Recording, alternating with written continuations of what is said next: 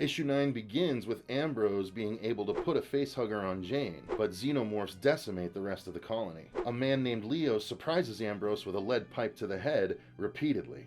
At the same time, Jane's facehugger has removed itself and she shoots it with a shotgun.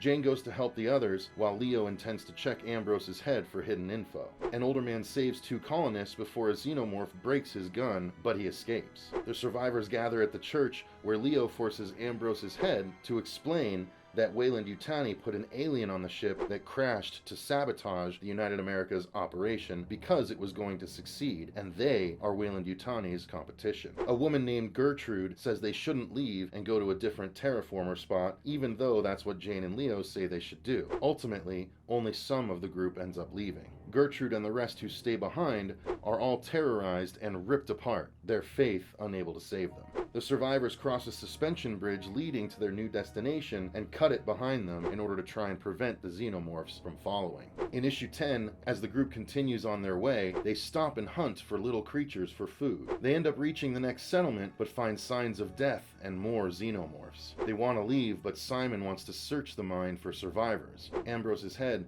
tells them the likely way to find the survivors as they search. They end up finding cocooned, dead colonists, one of which is impregnated by a version of the Xeno that has laid eggs in the little tuber creatures that they caught to try and eat. Simon tries to save the surviving colonist but is attacked by tuber Xenos. The rest run towards his screams, but Jane's statue disease is getting bad and she ends up collapsing. A girl tries to help, but she's slashed by a xenomorph drone, who then holds her mouth open for a tuber Xeno to crawl in and down her throat while Jane watches.